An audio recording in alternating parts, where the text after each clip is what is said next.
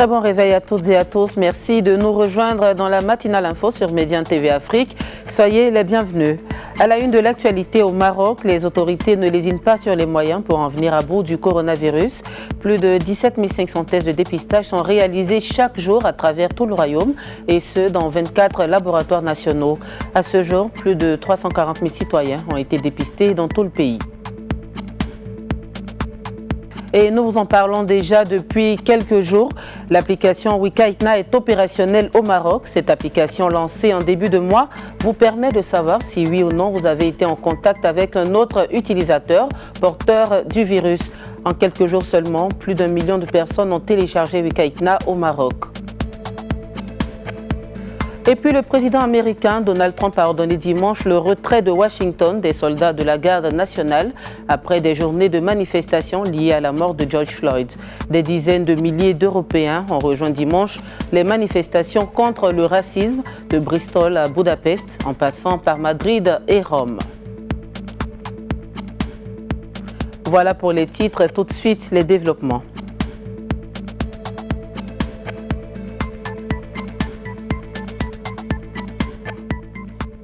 Bonjour à tous. Comme annoncé à l'instant, les autorités marocaines ne lésinent pas sur les moyens pour en venir à bout du coronavirus. Saviez-vous que plus de 17 500 tests de dépistage sont réalisés chaque jour à travers tout le royaume ? Eh bien, Khalid Aïtaleb, le ministre marocain de la Santé, l'a affirmé hier au cours d'un webinaire à l'attention des professionnels de la santé et de la presse. Ce dernier a précisé que le Maroc, qui était au début de la pandémie à 2000 tests par jour dans seulement 3 laboratoires, est aujourd'hui à 17 500 tests quotidiens réalisés dans 24 laboratoires nationaux. Et tout cela, hormis les laboratoires de la santé militaire et du secteur privé. Retenez aussi qu'à ce jour, plus de 340 000 citoyens ont été déjà dépistés dans tout le royaume.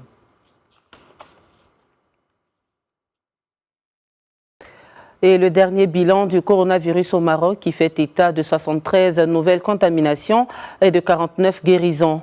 Le nombre total des cas d'infection au niveau de tout le royaume s'élève à 8 224 et par ailleurs, aucun décès n'a été recensé. Donc le nombre de morts reste dans le royaume à 208.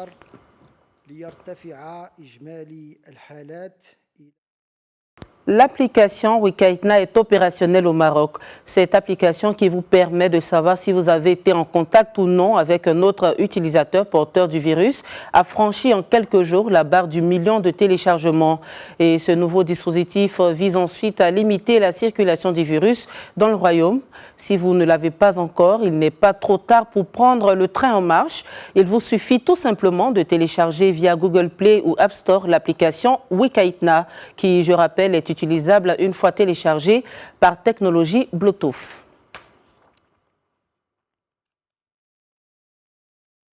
On reste dans le royaume où une violente tempête de grêle a frappé ce week-end la région Fès-Meknès. Plus de 9100 hectares au niveau de 27 communes rurales de la région ont été affectées. Et la tempête de grêle a causé des dégâts au niveau de certaines infrastructures agricoles.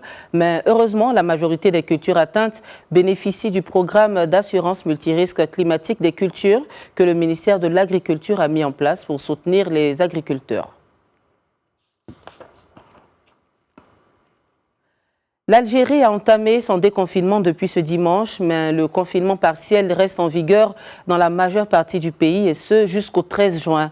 La feuille de route du gouvernement prévoit dans un premier temps un déconfinement progressif, flexible et adapté à la situation épidémiologique avec la reprise d'une partie des activités commerciales. La seconde phase du plan de déconfinement qui doit débuter le 14 juin concernera d'autres activités comme les déplacements en taxi ou encore la restauration. Et selon le dernier bilan du comité scientifique de suivi de l'évolution de la pandémie, 10 154 cas de contamination ont été recensés, dont plus de 700 décès et 6 717 patients guéris. L'Algérie, qui reste le pays le plus touché des pays d'Afrique du Nord par la pandémie de Covid-19. En Libye, les forces du gouvernement d'union nationale, après avoir repris le contrôle de tout l'ouest libyen, ont dû ralentir leur avancée sur Sirte, verrou stratégique, toujours aux mains de Khalifa Haftar. Leur progression a toutefois été ralentie à l'approche de la ville par des frappes aériennes. Ville natale de l'ancien président Mouammar Kadhafi, Sirte avait été reprise en 2016 par les forces pro-JNA avant de tomber en janvier dernier entre les mains du maréchal Haftar. Rappelons que Khalifa Haftar s'est résolu samedi à un appel à un cessez-le-feu à l'initiative du Caire où il se trouvait auprès d'un de ses grands alliés, le président égyptien Abdel Fattah el-Sisi.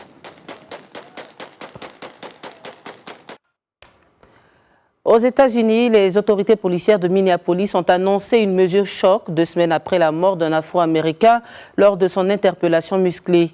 En effet, le policier mis en cause dans la mort brutale de George Floyd doit comparaître aujourd'hui pour la première fois devant la justice. Et les 3 autres policiers qui l'accompagnaient et qui n'avaient pas été poursuivis dans l'immédiat ont finalement été eux aussi inculpés et placés en garde en détention pour complicité. D'ailleurs, plusieurs élus démocrates veulent s'attaquer à ce qu'ils estiment être le fruit d'un racisme en présentant ce lundi devant le Congrès une loi pour réformer la police dans l'ensemble des États-Unis. Le président américain Donald Trump a ordonné dimanche le retrait de Washington des soldats de la garde nationale. Il juge la situation désormais sous contrôle après plusieurs journées de manifestations.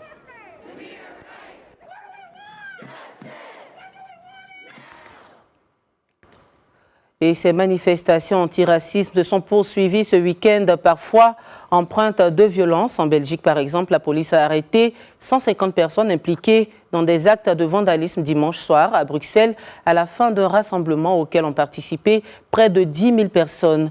De Bristol à Budapest, en passant par Madrid et Rome, des dizaines de milliers d'Européens ont rejoint les mouvements de protestation. À Rome, une manifestation imprévue a réuni des milliers de jeunes qui se sont agenouillés en silence, le poing levé.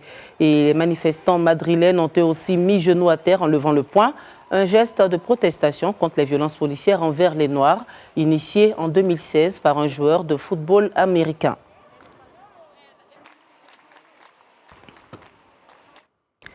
Des manifestants protestant dimanche contre le racisme à Bristol ont déboulonné une statue d'un important négrier noir mort au XVIIIe siècle. Il s'agit de la statue d'Edward Colston, située dans le centre de cette ville du sud-ouest de l'Angleterre. La sculpture, qui faisait controverse depuis des années, a ensuite été traînée à la cité portuaire avant d'être jetée, aspergée de peinture rouge dans la rivière Avon. Pour la petite histoire, Edward Colston, issu d'une famille marchande, s'est enrichi dans le commerce des esclaves. Il a ensuite utilisé sa fortune pour financer le développement de Bristol et des bonnes œuvres également, ce qui lui a longtemps valu une réputation de philanthrope.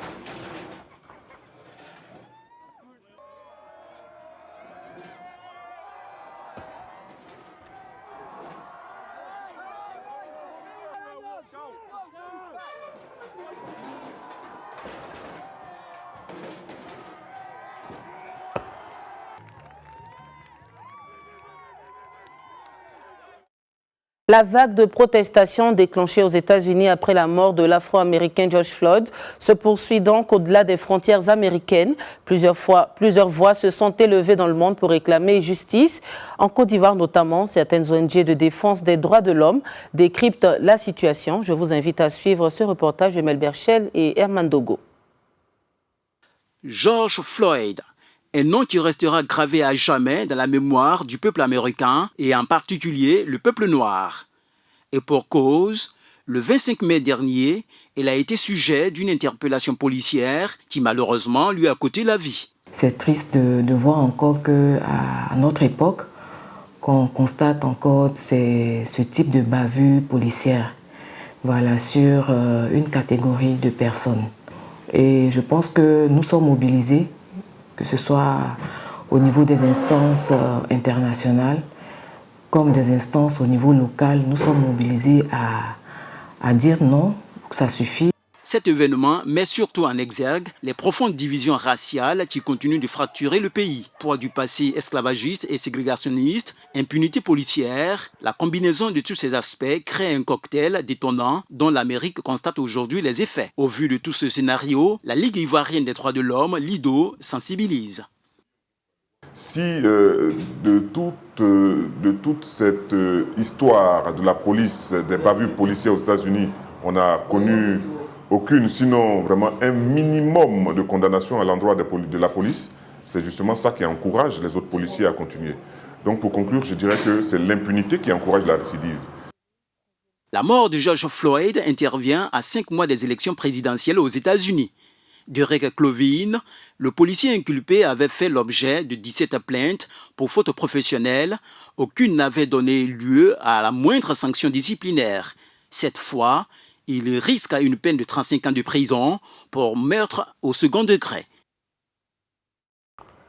Le coronavirus a dépassé dimanche le seuil des 400 000 morts dans le monde. La pandémie continue de progresser de manière fulgurante dans les pays d'Amérique latine. Au Pérou, le système hospitalier est au bord de l'effondrement. Un manque crucial d'oxygène médical se fait ressentir.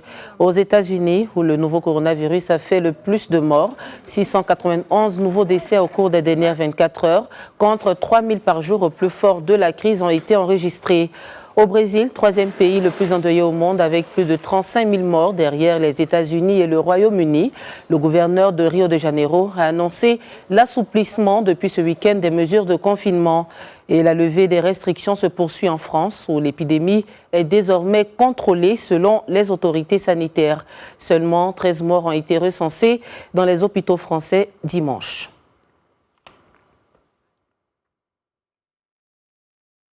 À l'instar de nombreux pays dans le monde, le Soudan a décidé de mettre sur pied des hôpitaux temporaires pour faire face à la propagation de la Covid-19. Cette fois-ci, c'est le camping national de Khartoum qui va être converti en une unité médicale. Et on a les détails avec nous à Bazir. Le gouvernement soudanais redouble d'efforts pour faire face à la pandémie du Covid-19.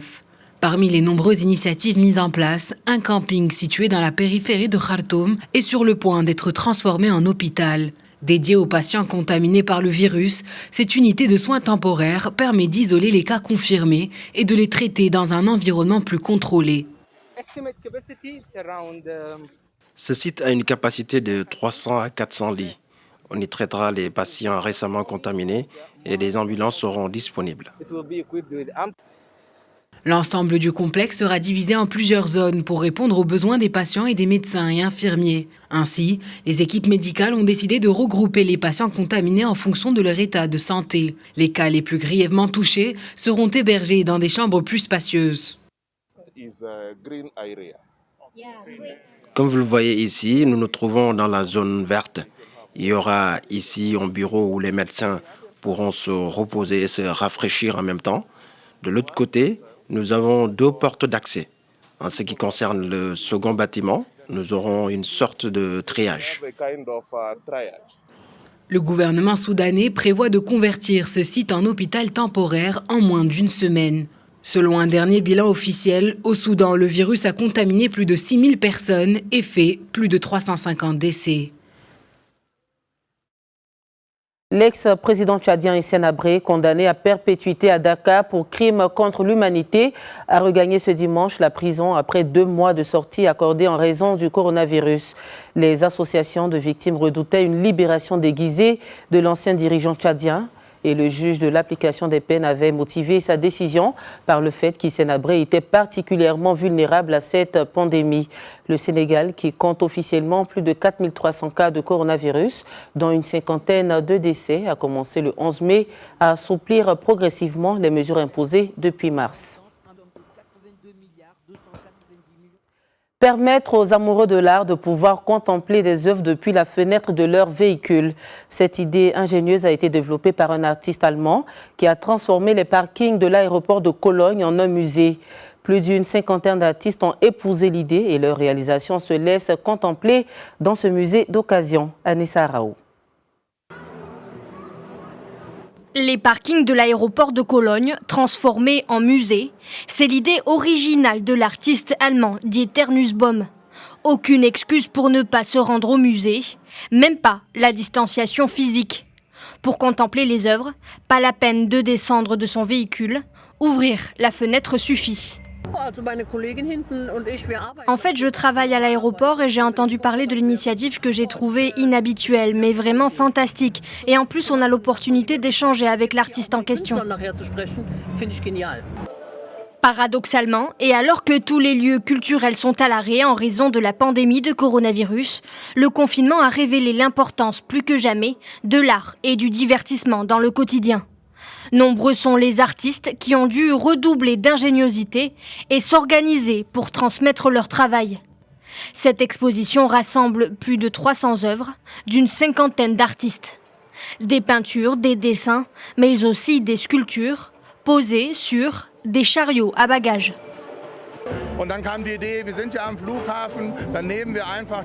Nous avons eu l'idée alors que nous étions à l'aéroport. Nous avons vu ces chariots, ils ont le poids idéal pour être transportés. Alors nous avons demandé à l'aéroport de nous en prêter 300. Ils servent de support au tableau moyen. Nous sommes heureux d'avoir pu tout installer et que le concept plaise.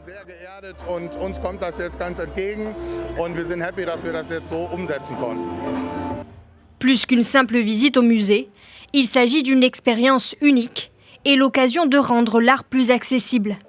L'exposition durera jusqu'à la fin de la pandémie de coronavirus et la réouverture des aéroports. Chaque 8 juin, la planète entière commémore la journée mondiale de l'océan. Cette année, cette journée exceptionnelle tourne autour du thème innovation, un terme dynamique rempli d'espoir en référence notamment à l'introduction de nouvelles technologies. Un thème donc qui est particulièrement important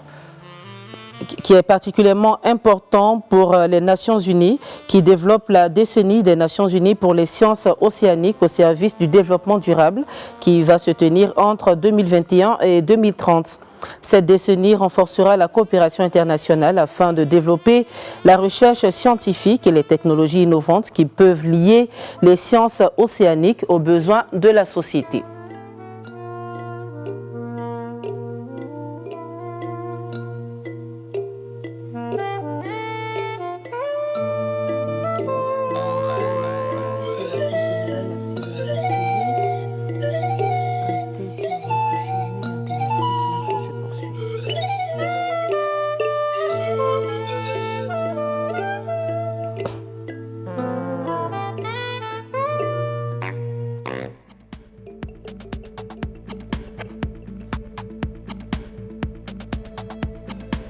Et c'est la fin de ce journal. Merci de l'avoir suivi. Restez sur votre chaîne Média TV Afrique. L'info se poursuit.